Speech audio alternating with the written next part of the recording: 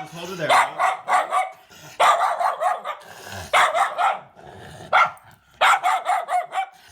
Oh, no, but when I stopped the barking, how long did it take for her to stop barking when I came in?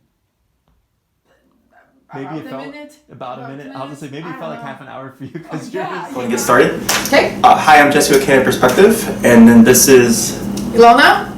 she's got a couple classes left. Yes. She's a client exactly of mine. 2 left. And this is Maya. And we've been working with Maya 10 classes now. We actually just had our 10th class.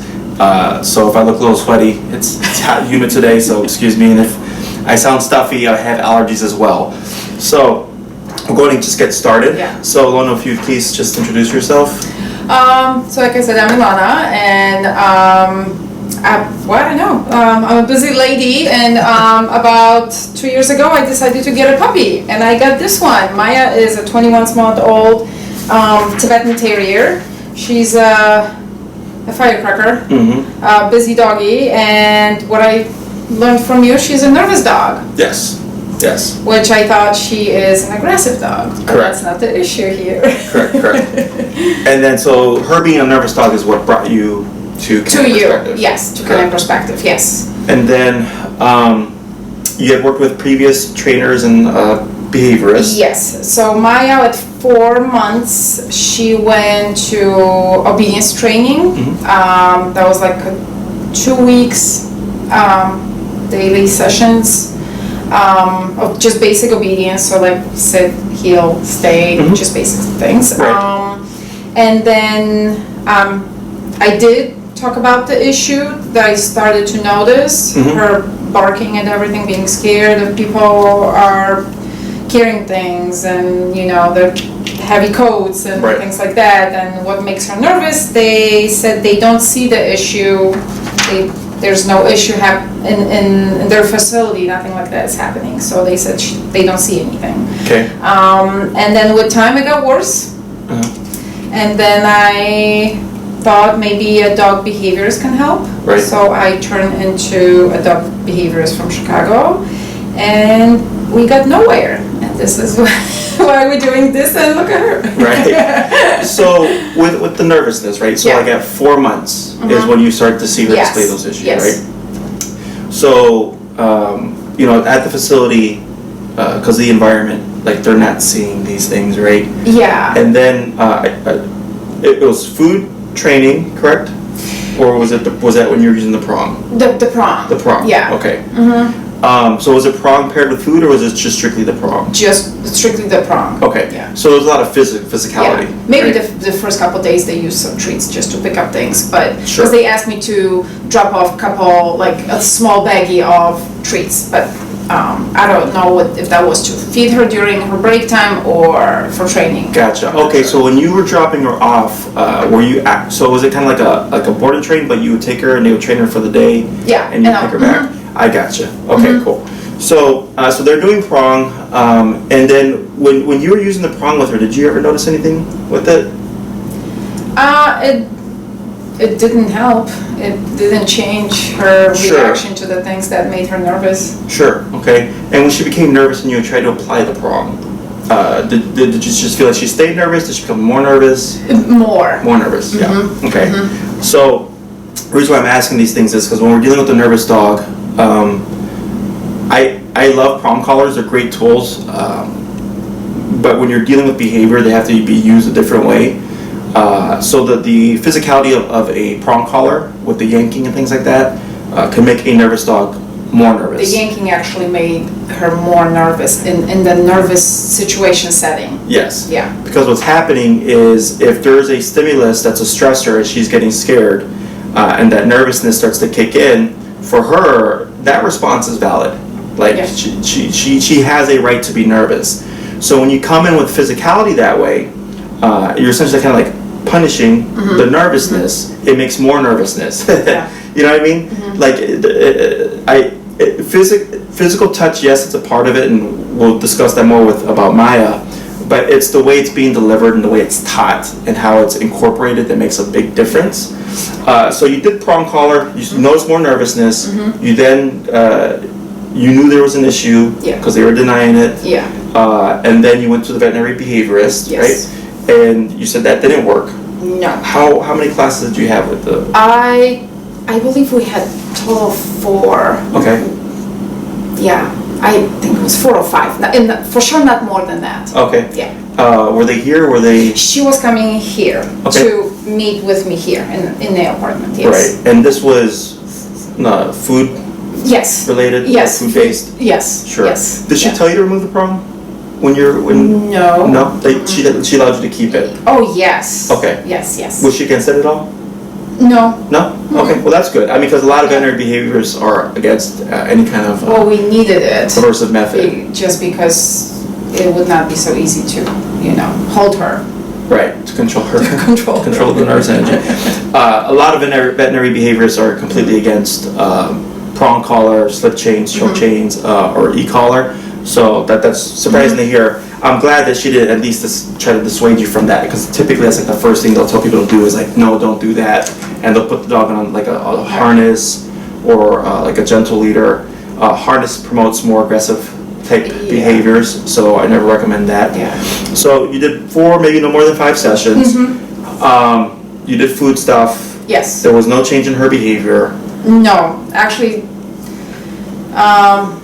it got maybe a little bit worse because when someone was coming into the apartment and her methods, that's actually what made her bark even more and get aggressive even more, because she was locked in the bedroom or locked in a crate here. Right. So in this situation, she was not doing much better. Right. Yeah. So, essentially, she was kind of, was it more like management type of things, or was it like, let's put a gate up and throw treats so that like she ends up liking the person from behind the gate? Kind of like that. Okay. It will stop her from barking. She'll get used to the person, so the person then feeds her the treats. So she'll, and then once she's out of, the gated area or the crate, then I have her on the leash and we keep treating her the treats. And I mean, the other person keeps giving her treats. Correct. And she will eventually maybe start liking the person. Right. Yeah. Now, was she accepting the treats from people? Yeah, like for Maya, the first session with the behaviorist, it took, she didn't approach her the first day. She didn't. Okay. The second day, well, maybe the last 15 minutes of the session, she was like, okay, maybe I like her, So there was never a time when she actually, like during those 4 or 5 sessions, she actually was like sure about her, trusted her. Sure. Were these once a week? Yes. No. We met every 3rd week or once Okay, so a month. more space. Yeah. Oh yeah, I remember. Yeah, I think yeah, you said yeah. like your Yeah. job schedule was Yeah. off at that point, right? Yeah. I remember. Okay. Okay, and so with the gate, right, or the crate, and you said like it made her behavior worse. Yes. What was the difference that you noticed from like her, let's say being her being out, but then her being behind the gate? Well, at least when someone new is coming in and I had her on a leash, she calmed down faster.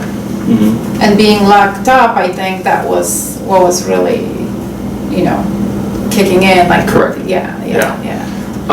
So this is a very common thing that either positive only trainers will do, or behaviorists, is they'll put the dog behind the gate, and the reason why the behavior looks worse is because now you're creating a physical separation, right? Yeah. So again, if we look at the situation like Maya does, someone knocks, veterinary behaviorist, Jessie, right? Maya does not. Maya does right? not.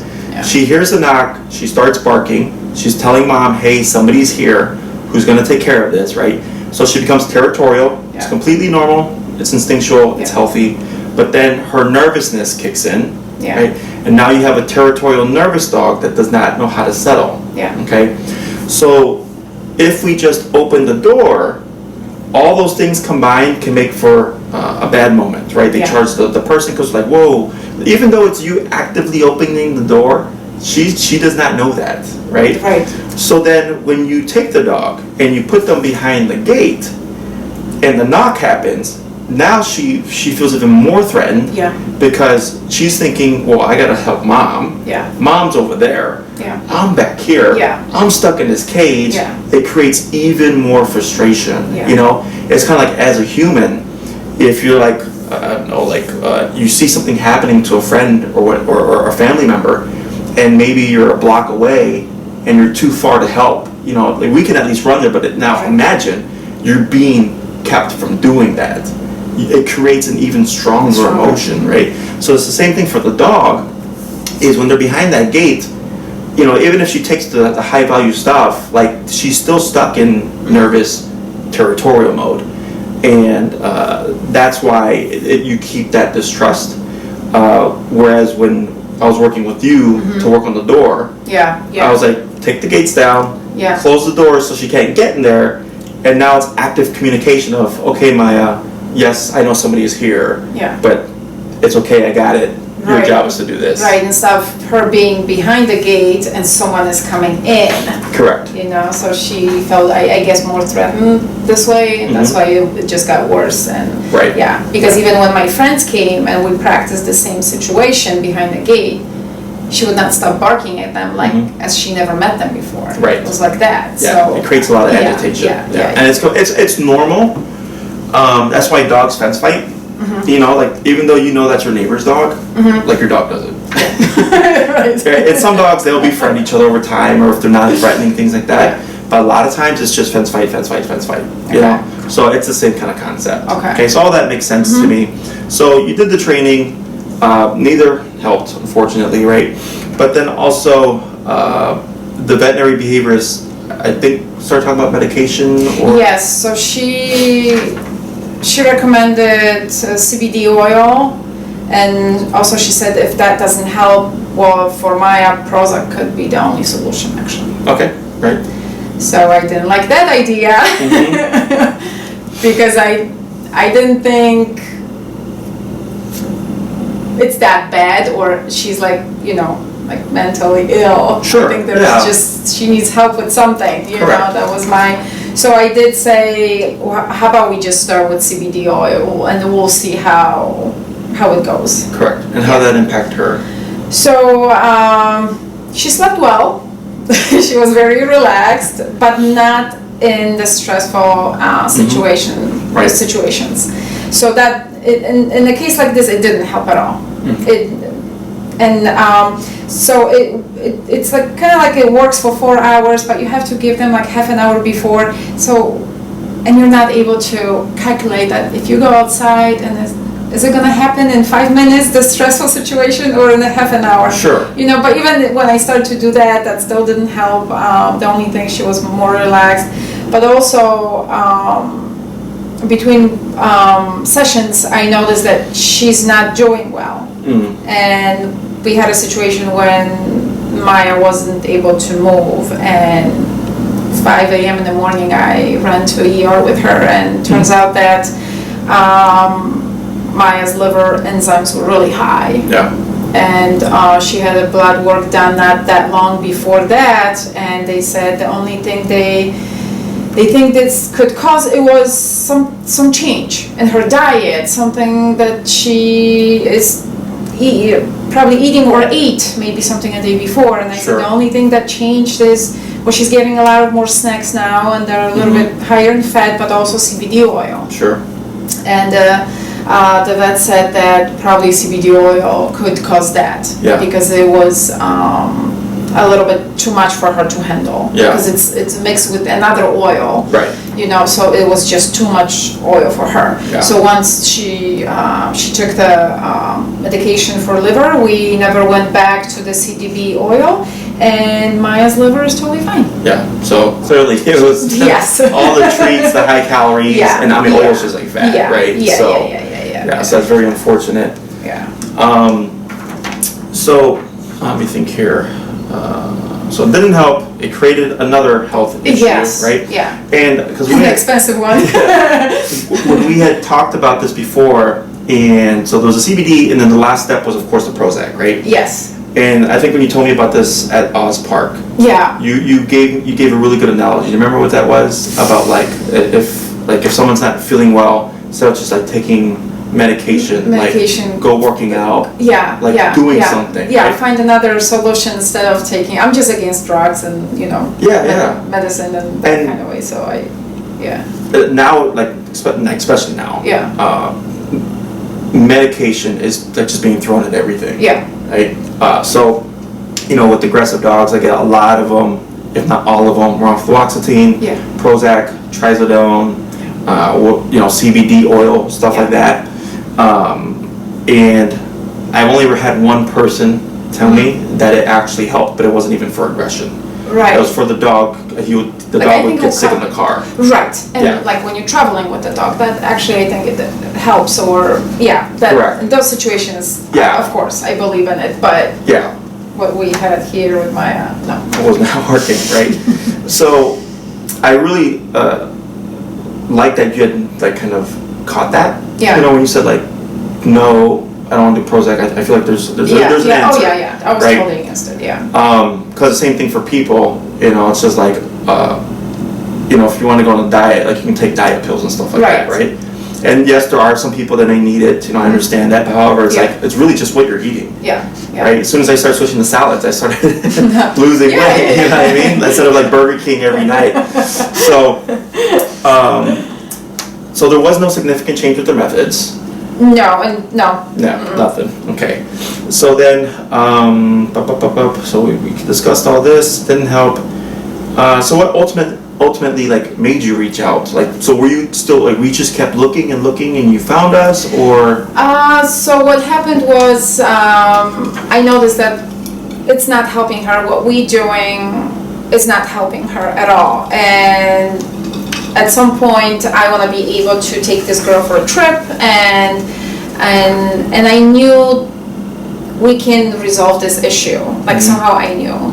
So I was like, okay, there's one person that I know. Like and I was like, I watch his dog shows. I'm gonna reach out to like there was like one evening, and I was like, I'm gonna reach out to Cesar Milan.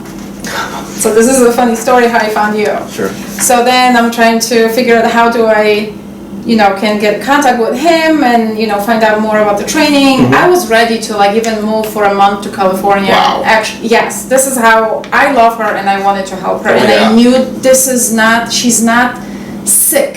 You know what I mean? Yeah, in her like head, mentally sick, you know?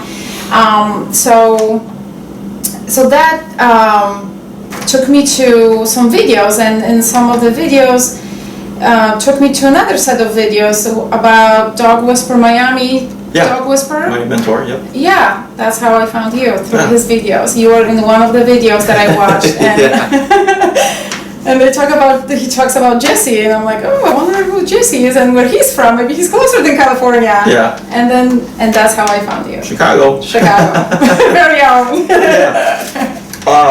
Yeah, it's crazy. What's funny is that, so some of you may know, I do part-time work on boats. I'm a captain. Oh. And one of the other captains he was like, hey, he's like, I saw you getting attacked by a German Shepherd on YouTube. I was like, yeah, that's me. It was just like so random. He's like, were you getting attacked by a German Shepherd? I was like, yeah, that was me. He's like, oh, so cool. Yeah. But yeah, so you found us through that, and then I'm assuming because Cesar Milan to Richard Hines, you're like, okay, this guy must like be good. I thought like. I figured your training method probably will be is what they're doing. Correct. And how they handle situations, how much knowledge they have. Since, like you said, he's your mentor, then I was like, okay, then he knows this stuff. Sure. He knows this stuff. And so that's how I found your website, and I called, and Maria answered. Yeah. So then we had the consultation. I remember you came to Chicago. Yes. We met at a little park. And I came to assess Maya. So you had labeled her as aggressive. Yes. Because that's what you had thought. That's what I thought. Right. Yes. And actually, did they the behaviorist and tell you she's aggressive, or did they ever just? No, she said she has a condition. Like she gave this big long name, and I don't even remember right now, honestly, what it was. Sure. Yeah. Don't worry. Yeah. I wouldn't remember either. It's nervousness, people. Okay, it's all it is. So that's good at least, right? Yeah. But you thought she was aggressive because she used to lunge and bark, right? And she had a couple little nips or whatever. And so I of course show up, and I had my sleeve with me, and I think I told you like, okay, I'm gonna go just touch her, right? Yeah. And then I remember you were like just back, like what's going on? And I grabbed the leash, and eventually, so when I went to make contact with Maya, because she's nervous, we're outside, complete stranger, and I took her. There was some, how do you say, like spazzy behavior due to stress. I think there were a couple of bite attempts. Oh yeah, but nothing. definitely. I don't think it was anything bad. I think I said it was like maybe a 2 or something on a scale of 1 to 10, right? Yeah. And then eventually she settled, right? She settled down and let me pet her and all that stuff. She still doesn't like me, right? She still doesn't trust me, but she had settled because I did ultimately what she didn't want, which was make contact with her, right? Yeah. And then from there, I told you, or from what I remember, you have a nervous dog, right? And that she's not really aggressive. Yeah, I was shocked. But she was under stress that she was having aggressive like reactions, which is completely different from an aggressive dog.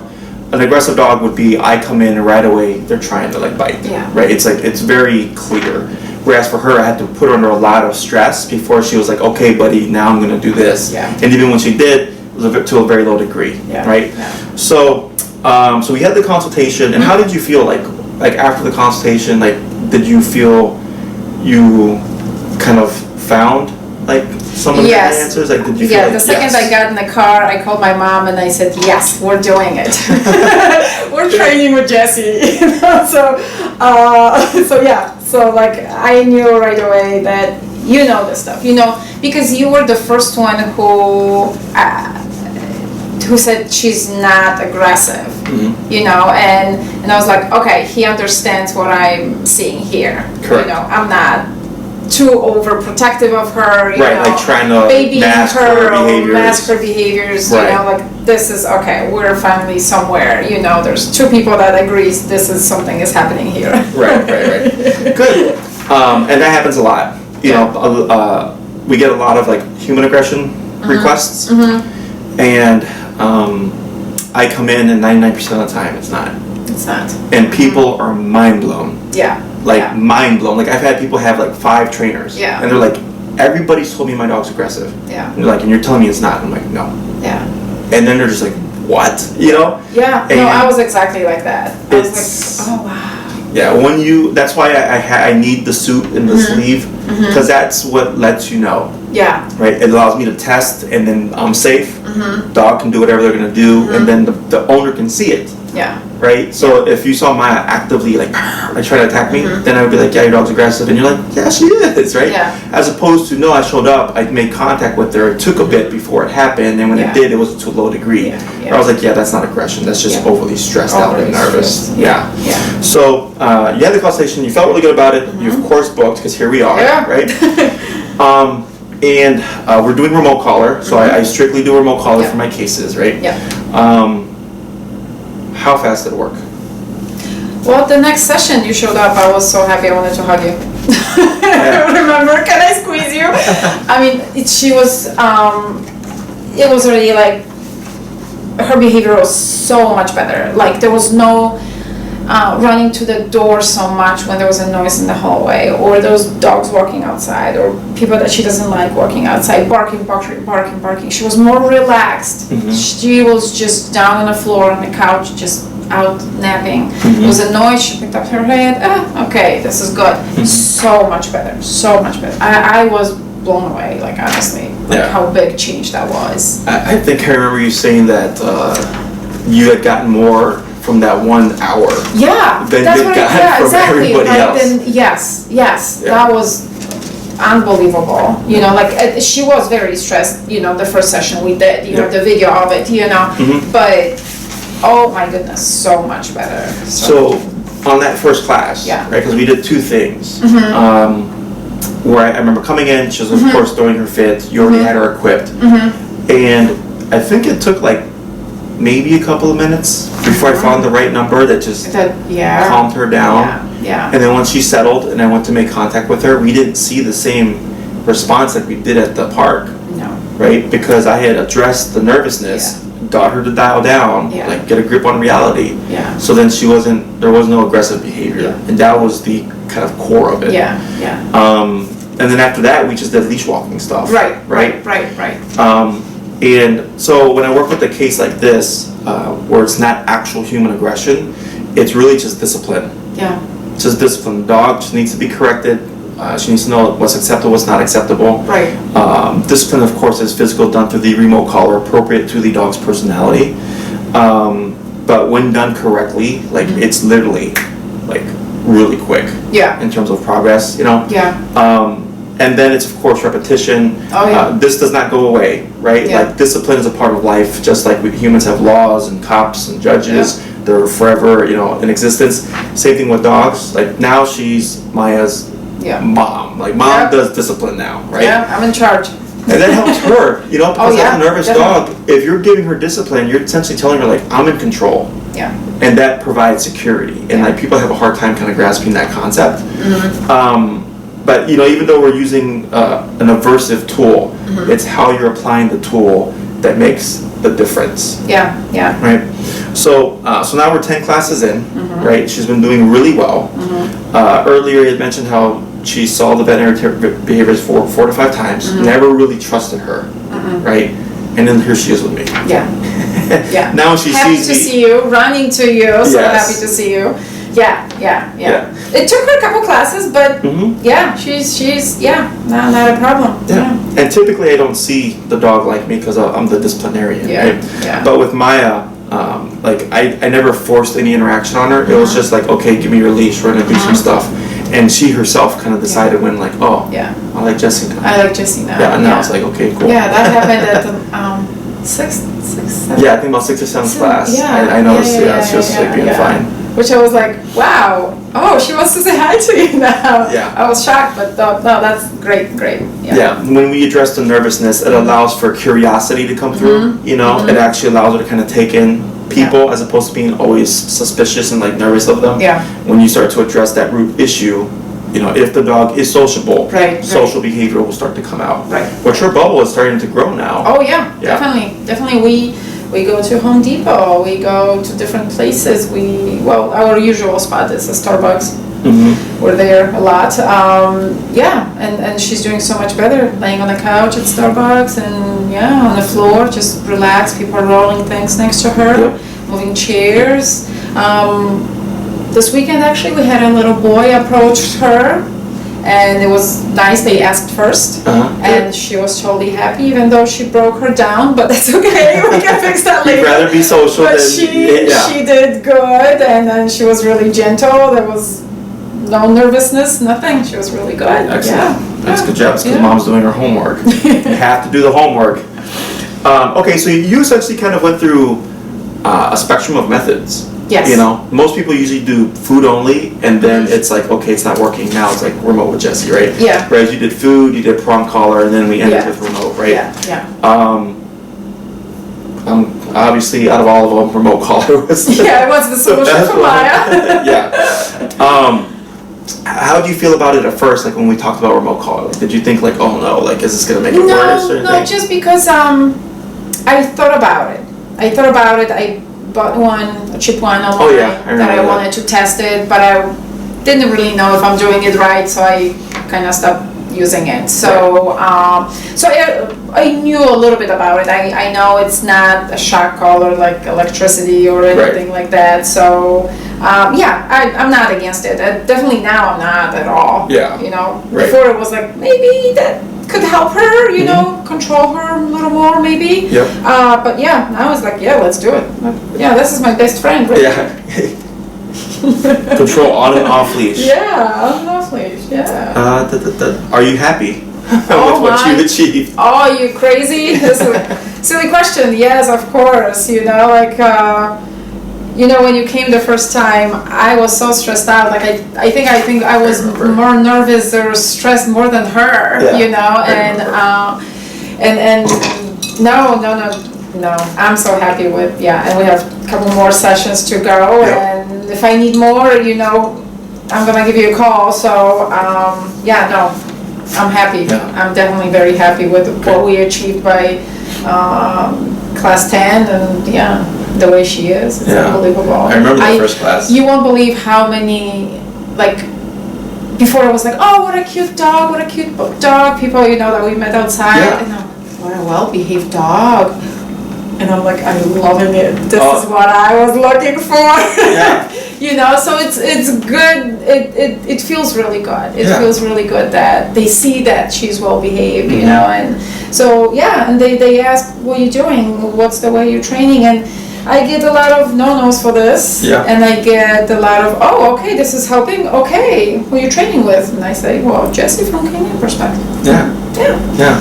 So And it happens not too often with my clients, you know, because they're remote collar people. Usually have that stigma about it. yeah, yeah, And I always tell people, like, you know, don't worry about it, because you've obviously clearly see, like, wow, yeah, the change yeah. that it's helped create, Right. you know, and that we're not using it in an abusive manner. Like, No. we use it when necessary or appropriate to what's going on, Right, right? right. But it also gives you that full control if Yeah, something happens. yeah. If I'm not something worried about, like, happens, yeah. can I get my dog back or Just can like I stop today, it? she ran on the street to smell that stinky squirrel, That right? squirrel, yeah. Yeah, yeah. So that was very helpful, right, Maya? Don't do that again, Maya. Yeah. No. Do you feel like you understand Maya, like her personality, Oh, the definitely. nervousness, like how all this stuff kind of worked or played a Yes. part and then got you that Yes. behavior? Once we met for a consultation, and you said she's nervous dog, I was like, oh, this makes so much more sense. Yeah. Yeah. Yeah. Yeah. This makes and I'm like a busy person. I'm, you know, not like very calm sometimes, but so I thought maybe she's picking up from me, you Mhm. know, like and so I thought maybe I'm doing something wrong, and so but no, I can be busy going, you know, running during the day like a crazy person because Yep. there's so many things to do, and she's just as calm as, you know. Yeah, she can be, you know, Yeah. so it's like, I do understand her a little more, the way she is, and yeah, definitely. Because it's, you know, with the training, you know, yes, I work with the dog. Yeah, I already know how this works. Yeah. Right, clearly, because Yeah. that's why I'm able to help with Yeah. this stuff. But it's educating the owner, right? Yes. Because you're the one that's going to spend the next, you know, 13, 15 Yeah. years with Maya, yeah, right? yeah. Is that every day is going to be different. Mm-hmm. You know, a year, 2 years from now, something could happen that triggers her into nervousness. Yeah. But now you have that understanding, Right. Where you Yeah. don't have to worry about, like, oh, you know, Maya's aggressive. Like, no, Yeah, like, yeah, this and yeah. this happened. It makes sense that this happened, but you Yeah. at least have the means for Oh, control and yeah. getting her back to reality again, Right. Because ideally, when I work with my clients, like, you're always welcome back Yeah. if you ever want to learn anything. But I want to work with them, and then bye. Yeah, You know, because that means I did my job. That means I Right. educated them to the point where they go, I don't need Jesse. yeah, I can figure this out because he's taught me how to think and understand my dog. Yeah, Think for myself yeah, and understand my dog. Yeah. That I can troubleshoot a lot of things. You know? right. And of course, they're always welcome to ask me questions. Yeah, But good. You know, it's a big part of it. It's not just her. It's like no, it's us. Yes. It's us. yes, it's a relationship. It's a two-way street. There. Huh? On the camera. Do you feel like you have the ability, or like just to know how to keep her how she is now? Oh, yeah, definitely. I mean, do you think? Yeah, I mean, I mean, I think I'm doing pretty good. You Yeah. know, I need to be, the only thing I need to be more thinking and be more aware is when there's a busier situation and distractions. This is what I still need to work on. But Right. like I said, it's a working process, and it's going to take a little while for me to adjust to everything. Right. But I think I'm proud of myself too, because I've been working with her every day. Oh yeah. No. Yeah. You do your homework. We've covered so much stuff, you know, and I will give credit that, you know, because of Yeah. our previous training, it did Yes. eliminate a lot of work that we Yeah. would typically. Because she already knew what sit is, what Correct. down is, and We just have to Yeah. layer in remote over it. But yeah, we're doing some super advanced stuff with Maya because Alana like comes back. Okay, Jess, that's what we did, and she's like 2 weeks ahead. You know, and I'm like, okay, let's slow it down a little bit, and that's really good. Yeah. But you're like doing your homework. You're showing me everything that you're doing. Everything is spot on. Okay. You know, and it's a very big part of the training. Yeah. Right. Like Yeah. I just give answers. it's a commitment. To Yeah. me, it's a commitment. It's Exactly. not just we go to meet with you once a week and you do your thing, I do it with you, and this is what it ends. No. No, right. We come home the first thing in the morning, going for a walk, we're practicing something during that walk, Yep. I mean, I feel confident that I can keep this girl in I a think you're good gonna be place. just fine. I think you're gonna be, I would expect you might get thrown for a loop every now and then, like you said, in a busier area or whatever, which you can always ask me, right? Yeah. But the more you expose yourself to those settings, you're gonna start getting it, and the next thing you know, you're like taking her everywhere. Like there's no limit. Right, and this is why I ask about dog parks in Chicago, because I went to a couple of them around me and there's no dogs when I'm there. I'm like, I can't even practice some of the things, because I need her to be busy so I can practice with her, I'm like, in Chicago there's usually you find someone at the dog park, especially. You saw how many people were outside today. 2 people walked by us during an hour, so there's not really lots of traffic that you can practice. We're out in the suburbs, very quiet over here. Anything else you'd like people to know?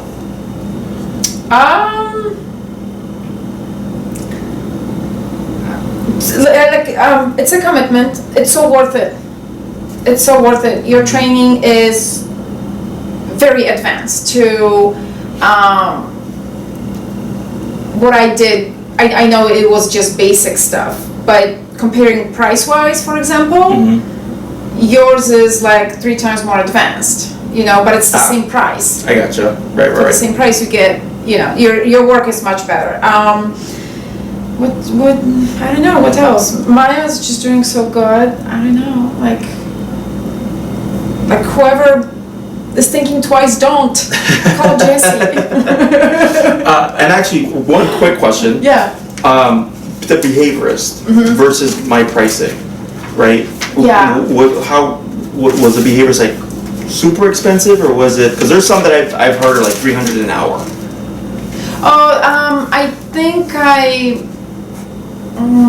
I think. Okay, so probably with all the things that I needed to get that she recommended to buy for her, like the gate, I ended up buying 2 gates actually, because the one was too low, she was jumping over it. Oh yeah. So I ended up with 2 gates. Then the CBD oil, which is when you want to get a good one, it's not cheap. It's quite expensive. All the treats and all the essential oils, all that, and essential oils to calm her down. Yeah. And have it just, using the like the sensor, scent therapy, aromatherapy. Yeah. Thunder shirt. That might be actually helpful, maybe someday. They can help a little bit. Yeah. So probably I paid a little more than half of your price. You gave me. Yeah. Because I think the session price was the same as you charge, but it was just all the extra stuff. So probably, Okay. Yeah.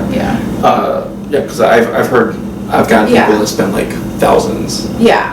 Right. I mean, I just didn't go that far. I noticed that nothing is happening. Which was smart. Yeah. Unfortunately, I get people who've had like 5 veterinary behaviorists, and they're like 3,000 to 5,000 deep, Yeah. And then I come in, and then I'm like, here's a few more thousand, you know what I mean?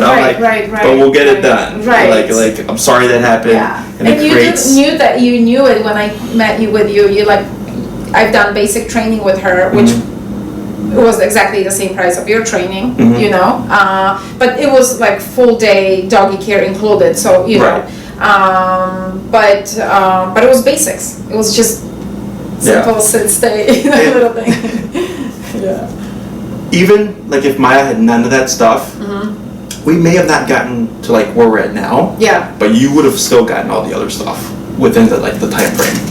I get a lot of dogs. Like people are like, how is it that my dog was with this person for 6 months and only got this far, and we're with you for like Yeah. That's what I'm saying. 2 months to 3 months. Yeah, your training is it's a lot advanced comparing to other trainers. Yeah. Would you say so? It's advanced, but would you say it's simple enough that you can like you can grasp it, where it's easy for you to. Yeah, I think, right? I mean, at first, like when we train, I Yeah, you get have to like think about I'm it. confused, and I have to think about it. I have to practice it. Yeah. But yeah, no, it's like it's not black magic. Yeah. Yeah, anyone can do it. You know, like not your job, not what I mean, but Yeah, I yeah. mean, you know, It's the way easy to you pick up and- yes, yeah, the way you tell us how to do it is very simple. Good. Yeah, that's the important part. Yeah, Because even though, like, when I tell them what I can achieve, they're looking at me like, how long is that going to take? And I'm like, Yeah. it's simple. It's Trust simple. me. Yeah. Like, if we're doing Yeah. remote collar, very Yeah. simple. Right. Yeah, it's good stuff, right, Maya?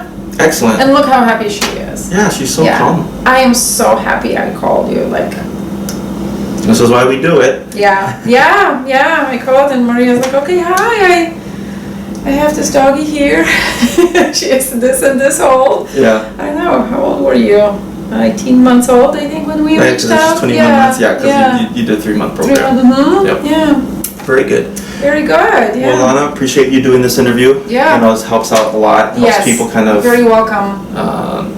get a consumer's point of Yeah. view and someone who's been through Yeah. different like trainers and behaviors and everything like that. So Right. appreciate your time in doing Oh, this. no problem. Thank Um, you. So that wraps up our interview. So I'm Jesse with Canine Perspective, and this was, of course, Ilona and Maya. and we'll see you next time.